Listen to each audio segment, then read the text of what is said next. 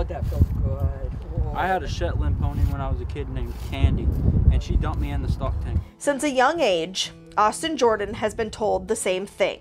My grandpa told me growing up, cowboy up. And after sustaining a spinal cord injury in February, that also became his motto for recovery. Caught a colt, saddled him up, and it was his first ride, and my grandpa had to hold the lead rope, and he decided to take me on a bucking trip, and I got thrown over the front of him, landed around his neck, and pile drived my face into the ground. After a week in the ICU at Ascension Via Christi St. Francis in Wichita, Austin came to Madonna Rehabilitation Hospital's specialized spinal cord program, ready to get to work. With his injury being more of that central cord, his arms were more affected than his legs were. It was an incomplete injury, so he had, movement below that level of injury. On day one, he could not even move his arms really. He couldn't lift them up from the pillow that they were resting on.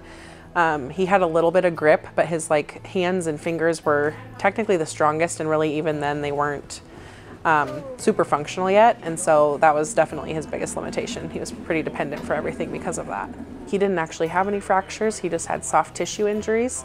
So, as swelling and healing took place, we really saw a lot of that movement and things come back. Using a lot of Madonna's specialized technology, Austin's care team really honed in on his arms. The FES bike initiated muscle stimulation. Do more with my left. Okay, try to do more with your right too. The Armeo Power improved his strength. How does it feel going all the way out? Good, better than what it did. And the Bioness focused on grasp and release. My hand opens and closes good now. Before he finally got back behind the wheel. As soon as you're in my rearview mirror, they say once you can see the bumper. That was great just to kind of test his reaction time, as kind of towards the end of his stay, he had made such huge gains. He's pretty much independent with everything. His arms had come back to almost functional levels at least.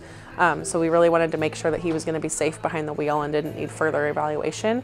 Before he could walk out of Madonna, his care team came up with the perfect way to practice everything Austin had been working on in real life. For him personally, he loved horses, so one of the outings we did is we went to a horse ranch, and he was able to do grooming and petting in a standing position, and he really just loved it because of his love for horses. Horses was like back home, man. It was the best thing that could have happened to me. Best last outing I could have had, that's for sure. Austin met all the challenges with resiliency, grit, and just a little bit of personality. He was very fun to work with.